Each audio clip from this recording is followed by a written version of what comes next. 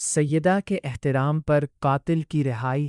ابراہیم بن الحق کو تو البغداد کہتے ہیں کہ میں نے خواب میں دیکھا کہ حضرت رسول اللہ صلی اللہ علیہ وسلم فرما رہے ہیں کہ قاتل کو قید خانہ سے رہا کر دے۔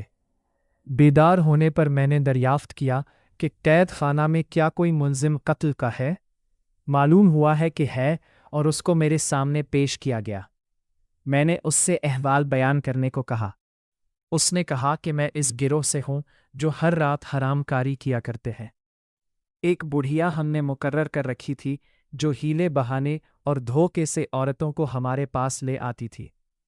ایک روز ایک نہایت خوبصورت حسینہ کو لائی جس نے نہایت عاجزی سے کہا کہ میری عصمت کو داغدار نہ بناؤ، میں سیدانی ہوں، میرے نانا حضرت رسول اللہ صلی اللہ علیہ وسلم اور ماں حضرت فاطمۃ الزہرا رضی اللہ عنہا ہے، خدا کے واسطے مجھے پناہ دو۔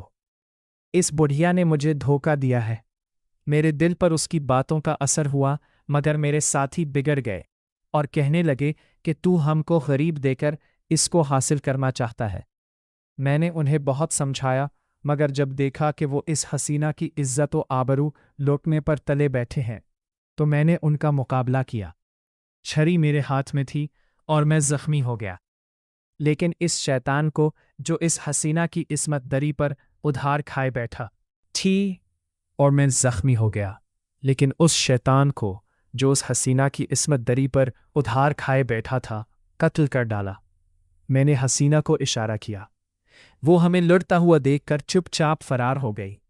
غل غپاڑا سن کر لوگ جمع ہو گئے، خون آلود چھری میرے ہاتھ میں، اور ایک لاش دیکھ کر سپاہی مجھے گرفتار کر کے لے گئے۔